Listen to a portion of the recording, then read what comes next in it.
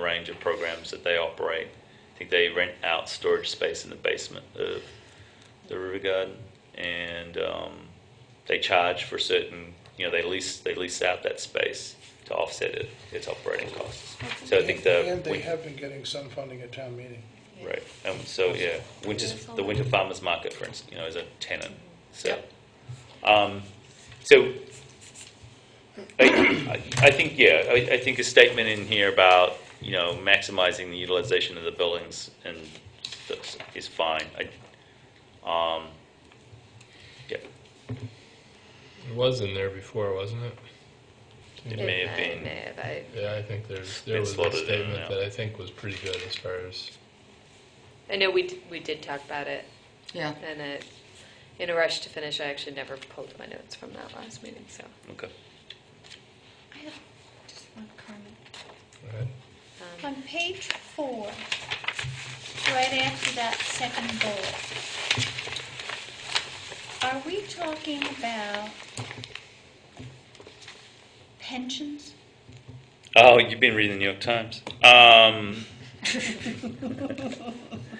Yeah. Are you talking about the commitments made to municipal services having a long-term financial implication? It's different. Yeah. I mean, there has been that discussion that has been started. Well, there is a little bit of money that's been started to be funneled that way. Yep. But this is different from that.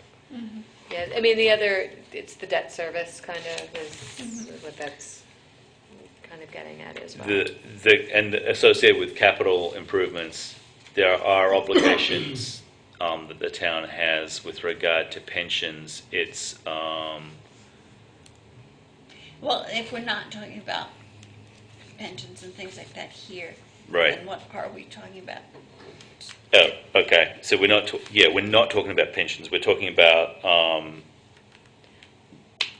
payment.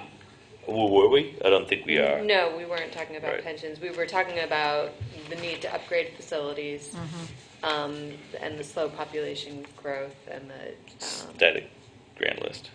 static grand list. So we've got these rising needs. We don't have a lot of money coming in, so we're going to have to make some tough decisions because it might not really be sustainable the way things are right now when you add in pension obligations And then you debt talk about and the police, fire buildings. Yes. Yeah. Yeah. yeah. Yep. And then So there's another really just big not a lot of opportunity, that's your point. another big capital expense that was identified is that in the near future we're going to have to work on the water treatment plant. That's right. So that's not something that could be another. No, and some Couple stuff at the million dollar Public Works project. garage, too. And I think the way to characterize the really large-scale infrastructure items that we have, like the wastewater treatment plant and the water treatment plant, are that we struggle to meet the point where the commitment is made to do the upgrade or the rebuild. It's when a federal or state licensing body has already begun to express concern that we're no longer able to meet the current standards. And so in other words, we're sort of, to be really blunt about it, to some extent, we're always playing catch up with those externally applied requirements. It's just-in-time funding. Yes. Yes, exactly. It's usually after the fact. It's usually funding. slightly If you look at the slightly wastewater late, treatment- just in time. Well, Yeah. wastewater treatment was about 5 to 10 years over when it Yeah. Should have been. that. Yes, right. Just out of time. Yeah. Yeah, so that, if that becomes more stringent or more difficult, or the town is expected to fund more of those projects, which are all reasonable assumptions given the overall federal and state budgetary environment, that's going to get more demanding, no less. So Sue, were you interested in us spending more time on this? Yes. Truthfully, I mean, I would like Yeah. some more feedback. For So- sure, unless you tell me that you're fine seeing it at. Well, it seems like A full draft. we have spent a long time on it, a couple of times, but Mm-hmm. I'm, I mean, and I don't know if I don't think it needs a lot of time if you read through it and feel comfortable, but, even if it's another 15 minutes at the next Yeah. meeting, when you have a little bit of Yeah. time to digest it. Okay. Yeah. Um, I have a few comments, but as I read it, but I didn't write them down, so I'll have to just go back through and then I can. Yeah, I mean, give them to you. They're not big, even they're if just- nothing is major and you just want to individually write them down and send them to me, I mean, so I at least know that you've been able to.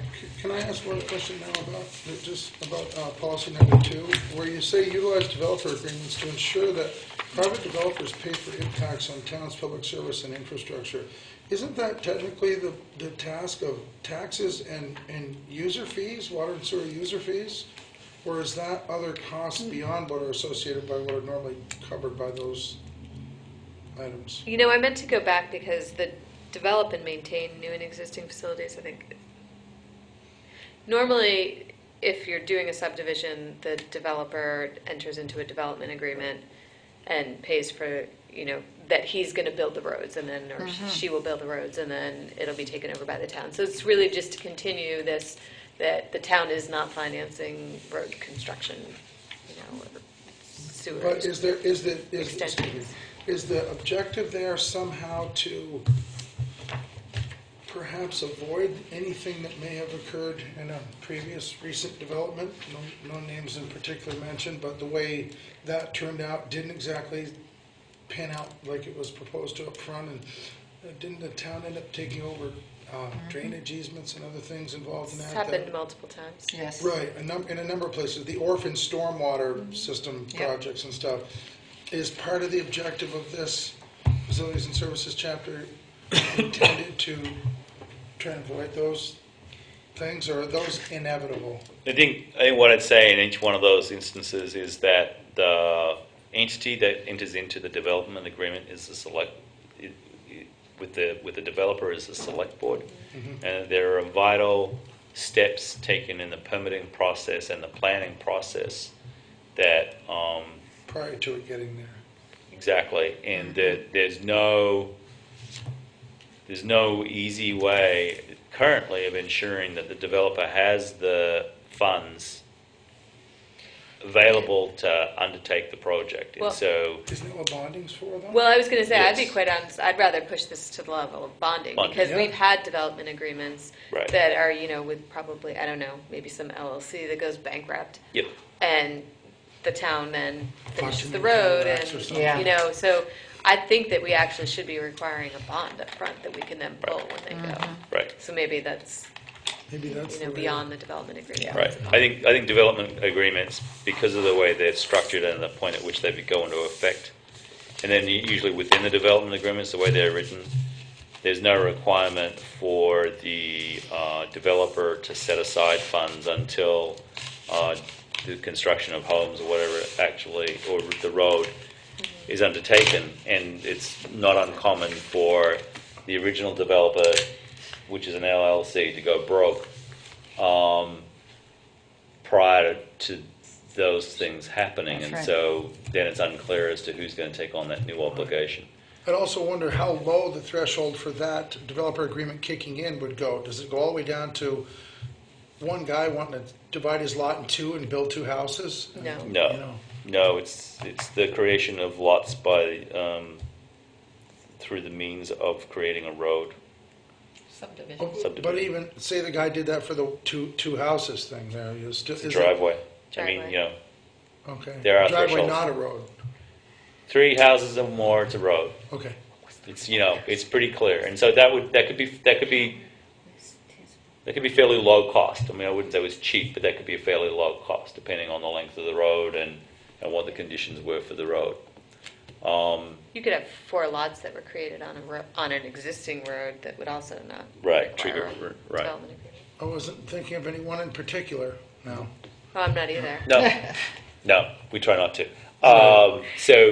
So the point would be that I think bonding is something that needs to be explored really seriously, and then the question becomes,